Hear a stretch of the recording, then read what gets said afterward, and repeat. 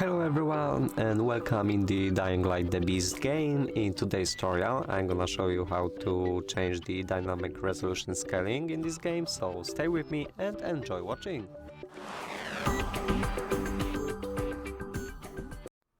So like always we have to open the settings at first, so press here on options or use the O button on your keyboard. Now move to the video tab and here you can see the dynamic resolution scaling. You can switch it off or on, depends on your preferences. If you switch it off, then you will be able to use the Upscaler type and upscaling mode. If you switch it on, then it won't be possible.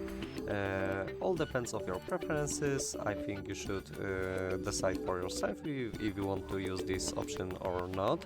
Remember that the dynamic resolution scaling adjusts scene rendering resolution based on GPU load to maintain the target FPS, so be aware of that and decide for yourself. That will be all for this video. Hope you liked it. Leave a comment and also subscribe to our YouTube channels. Goodbye!